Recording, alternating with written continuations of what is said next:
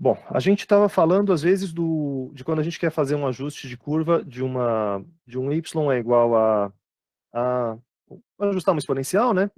A vezes exponencial de bx, que é o caso que vocês fizeram na avaliação, na última questão da avaliação. E aí a gente tem uma relação não linear entre os parâmetros, porque o a está multiplicando a exponencial de b.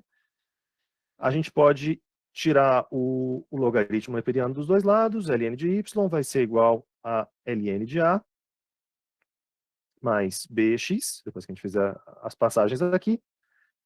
E aí a gente reformula o nosso problema, a gente chamou essa nova variável de z, igual a um alfa mais beta t, então uma É a nova variável independente, uma nova variável dependente. linearização, né? É a linearização de uma função exponencial, né? Perfeito, perfeito. E novos parâmetros A e B. Esse é o procedimento standard de linearização, isso aqui a gente faz também há trocentos anos.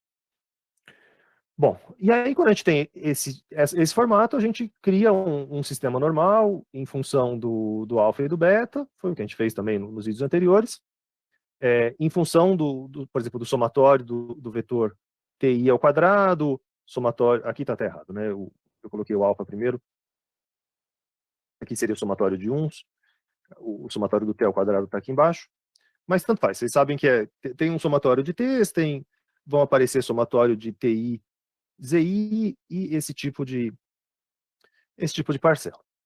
A gente calcula o alfa e o beta, depois volta para o A e B. Muito bem. Aonde que está o problema?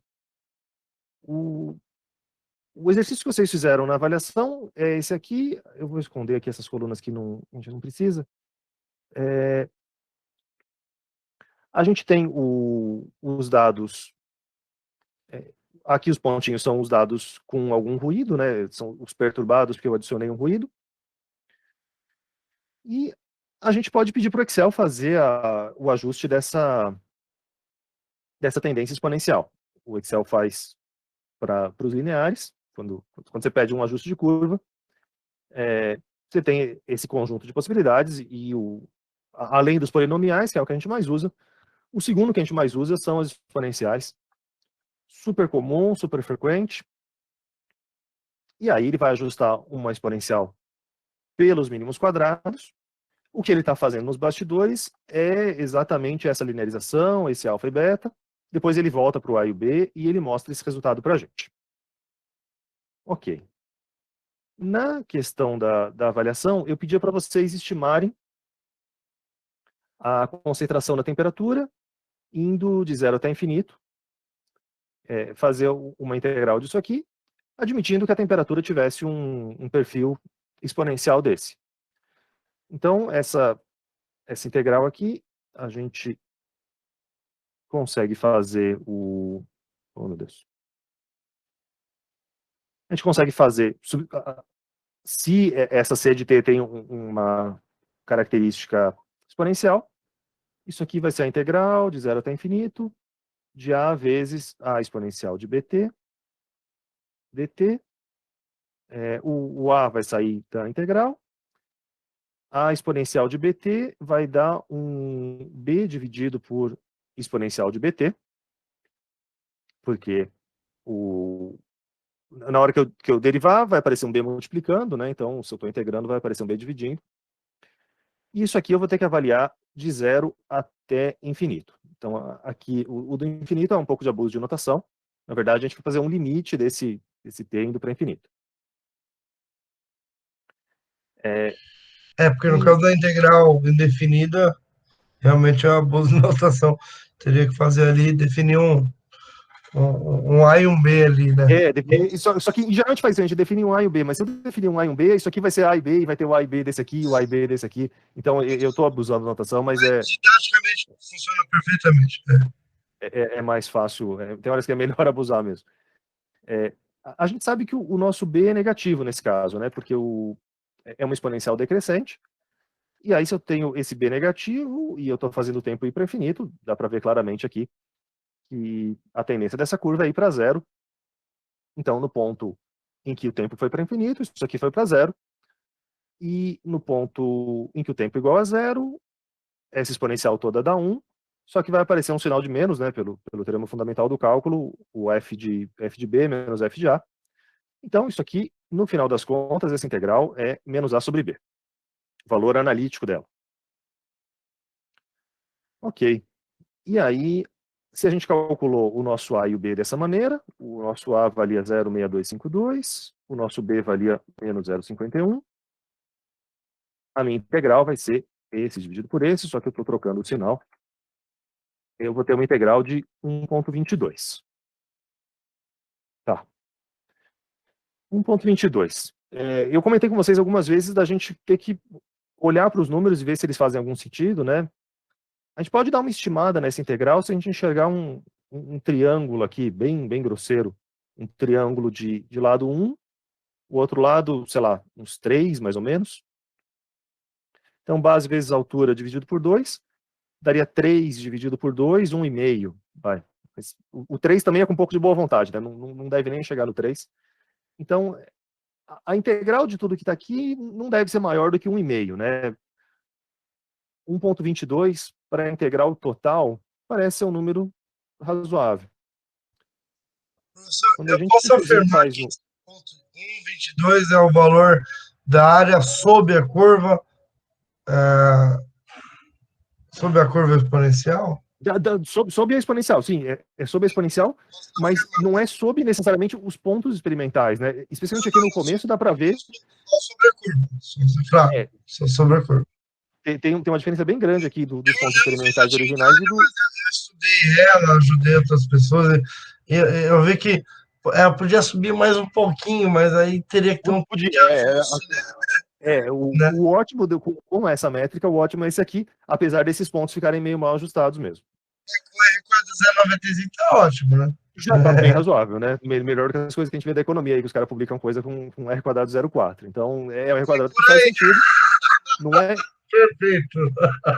Não é perfeitamente uma exponencial, mas, assim, boa bastante. Tá, e aí essa integral da exponencial de 1,22, se vocês forem comparar com o que eu tinha pedido no enunciado originalmente, esse aqui são os dados da concentração intravenosa, que é o que começa rápido e começa alto e decai mais rápido. E aí, se a gente calcula se a gente pede para o Salad quanto é que vale essa integral,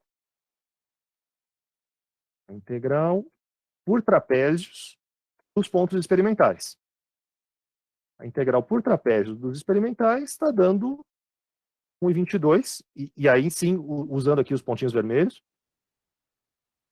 E aí, quando eu fiz o gabarito dessa questão, eu olhei para esses dois valores e comparei, e teve até alguém que comentou exatamente o que eu pensei na hora, a pessoa comentou no vídeo também, que a integral até o 10 está dando 1,12, a integral até infinito está dando 1,22, tá razoável, né? Você espera que vai ter ainda algum acréscimo por aqui, tá da mesma ordem de grandeza. Eu estava bem satisfeito com esse meu resultado. 1 a 15 já seria a mesma coisa que 1 a infinito. Assim, para fins práticos, isso aqui já pelos ruídos que a gente tem aqui, a gente não tem essa precisão toda. Você não vai querer medir a quarta casa disso aqui, não dá. Bom, só que aí, eu estava conversando, como eu disse para vocês, com o Gustavo estava com uma dúvida nessa questão, do jeito que ele tinha feito. Ele não tinha feito o ajuste pelo jeito mais fácil, que é simplesmente você adicionar uma linha de tendência e escolher a tendência exponencial. Ao invés de fazer isso usando o que o Excel já faz para a gente totalmente automatizado, ele fez pelo solver. Ele fez o jeito mais força bruta. Então, ele calculou essa coluninha aqui do Y chapéu, é o A vezes a exponencial do BX, como vocês já fizeram também nas outras avaliações. Calculou um Y chapéu, calculou um erro quadrático, então a diferença do Y real com o Y estimado, elevado ao quadrado, somou todos aqui os erros para todo mundo, e aí a gente chama o nosso solver. O senhor usou o solver nisso aí? Isso, quem usou foi o Gustavo. Eu não tinha feito. Eu, quando fiz pelo caminho do MMQ. Para minimizar o erro, variando quem? Variando o A e o B. Perfeito. Já entendi. Obrigado. É resolver o mesmo problema o problema original, que quando a gente tem uma expressão dessa, a gente também queria minimizar o erro. Aqui também a gente estava interessado em minimizar o erro do um y chapéu menos um y experimental, um erro quadrático disso aqui, sendo o y chapéu calculado desse jeito.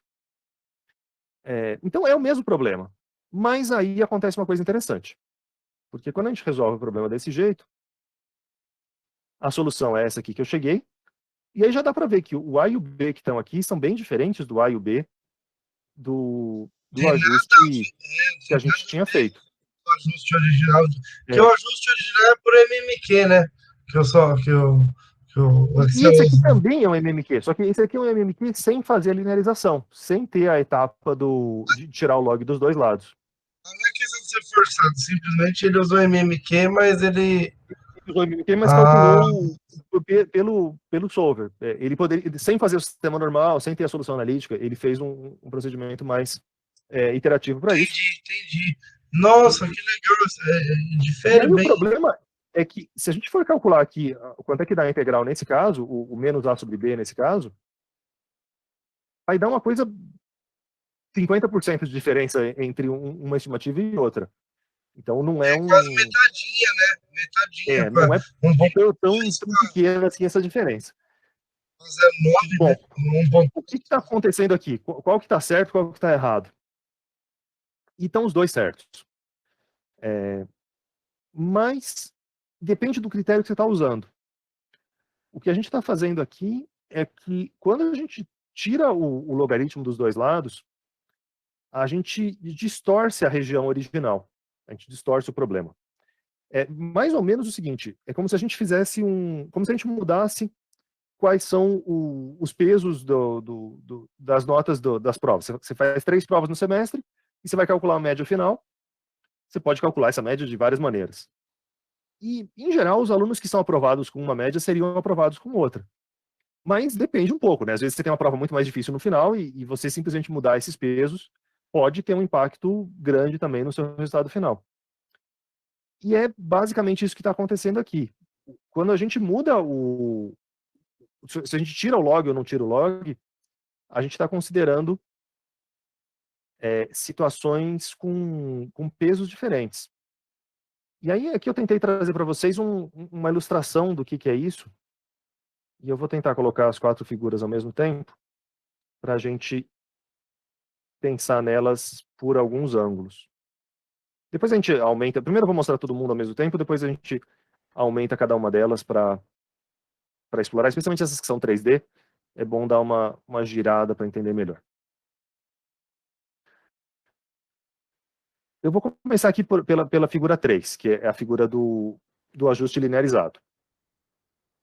O que eu fiz aqui foi traçar as curvas de nível dessa figura que está aqui embaixo.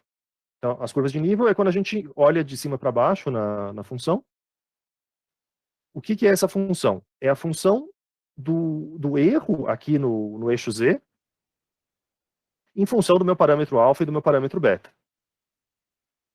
Quando a gente faz o MMQ bonitinho, o MMQ linearizado e tudo mais, a gente vai ter um perfil de curvas de nível desse estilo, que são elipses. Você pode pensar nisso aqui, se fosse em círculo, seria uma parábola mais quadradinha, digamos, né, uma parábola mais simétrica.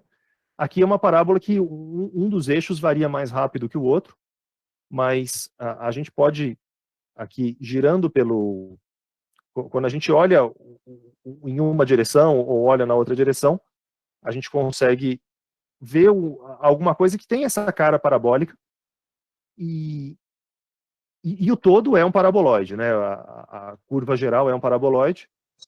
E é isso que permitiu a gente calcular a solução analítica. A gente tem uma solução analítica que está aqui. Esse gradiente de cores aí, ele tem a ver com o nível da curva? O MATLAB faz isso, né? Então, o mais escuro aqui, o azul mais escuro, é o mais para baixo, né? A gente girar. Só que o que fica muito escuro, às vezes quando tem muito ponto, esse pedaço aqui que está preto, é só porque tem muito ponto muito próximo, e aí ele não consegue representar isso de uma forma tão visual. Mas a ideia é que a gente tem claramente um ponto de mínimo aqui embaixo, que é o mínimo da parábola, o mínimo do paraboloide. do paraboloide hiperbólico aí. Tranquilo, é isso que o mínimos quadrados faz. Só que o ponto de mínimo, quando você lineariza, não é o mesmo ponto de mínimo quando você não lineariza. E esse aqui são as curvas de nível quando você não lineariza. Dá para ver claramente que elas não são mais elipses, elas são coisas um pouco tortas, um pouco mais gordas de um lado do que do outro. E na figura 3D também você consegue ver que não é... Aí no caso é quando você não usa o LN para fazer a linearização. Esse aqui sem fazer o LN, esse aqui é a curva que seria a superfície original. Então é um negócio que é super plano e não é uma parábola tão bonitinha quanto a que a gente tinha. Não parece nada comparado. Esse aqui não parece uma parábola, ele não é uma parábola de verdade. Então a lição é, quando a gente faz esse truque, que é o que a gente faz a vida inteira, é o que a gente usa em reatores, é o que a gente usa para um monte de coisa. Quando a gente faz esse truque de tomar o LN, a gente está mudando os pesos das provas, a gente está mudando qual é o nosso critério de ótimo, e aí o que é ótimo de um jeito, a solução ótima por esse caminho, é um ponto diferente da solução ótima por outro caminho. Aqui o alfa e o A são diferentes, né, porque tem que tomar uma exponencial, mas a gente pode olhar para o caso do B, né, dá para ver claramente que o B ótimo vai estar por aqui, o -1 e alguma coisa, e o nosso outro B ótimo está aqui na casa do... O beta é exatamente igual ao B, né? Então, você acabou de acabar com a minha esperança, porque eu achava que linearizar era o futuro. Porque...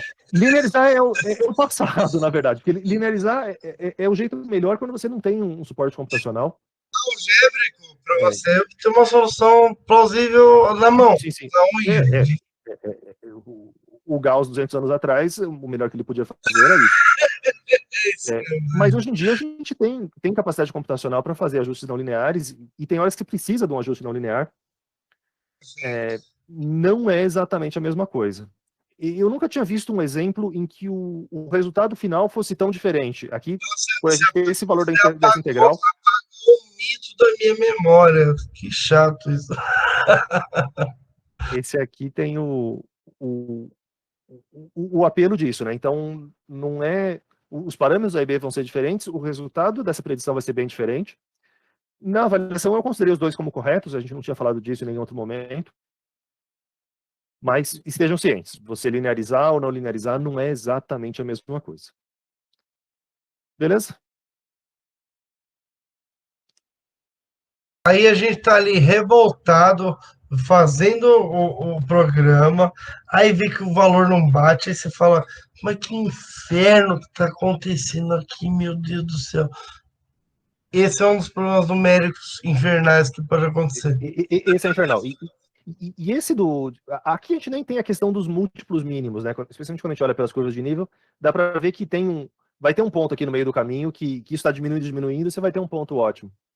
Na avaliação anterior, na avaliação 3, vocês fizeram aquele ajuste de Gompertz, que era a exponencial da exponencial. Ai, nem me fala, aquilo lá me deu até pesadelo. E praticamente cada aluno entregou uma resposta diferente. É impressionante como o solver do Excel podia parar em vários pontos diferentes, e quando eu rodava na minha versão do solver, ele parava em outro ponto ainda. É a dificuldade de você ter uma função não linear, que pode ter múltiplos mínimos. Tudo está ligado à sua estimativa inicial, né? É bem isso. Demais. Aí a gente lembra do que a gente viu na parte do método de Newton, né? De como o chute inicial influencia.